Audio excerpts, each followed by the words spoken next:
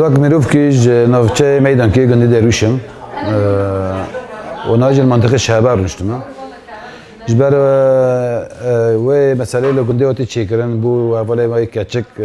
اختلاف کردن و وقتی کشتن یعنی کارم تشنو بر خیام بکم یعنی راستی و چیه مثلا هاو کچکا نوی ملکه نوی بافکی باوی مثلا نبیه نوی مثلا کنی و مثلا جماعه جگنی درویشن هاو کچکا جبری نیواری هنداکرن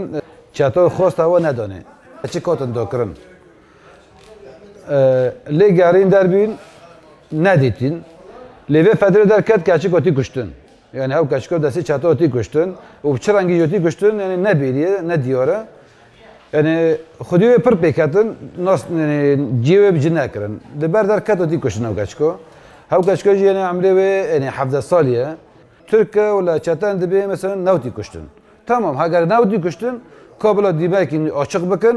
در خلال تلویزیون بلا باره با خواه از مثلا ملکم از نوتم کشتن از گنده درویشم حقیقت کی بلا بیله بکن نه گو اگر راستی جای ام دو غزن وقت حقوق الانسان کاوی حقوقات انسانی دفکرن کابلا دیمان کشمر داخلن که خیر چه ممکن دبی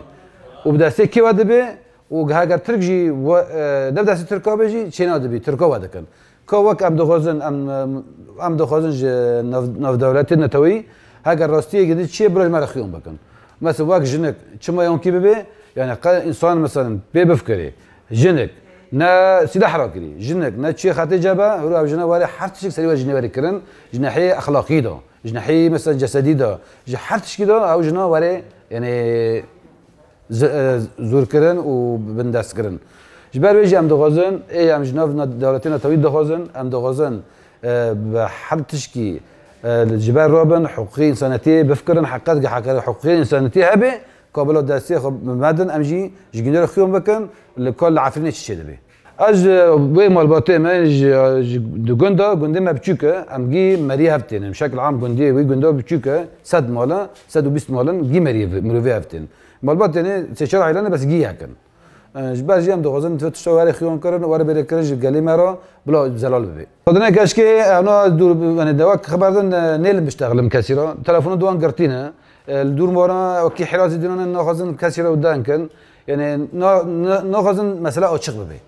يبقى انا ام كثيرا نكو بشتغل انا نيل açık ببي ودوا غندي ده بزاد رورك چتا كتنه غندي ده پر دغ زور سر ملات كرنا ملات كوك نيلن يعني حتى نيغوتن نيل مشتغله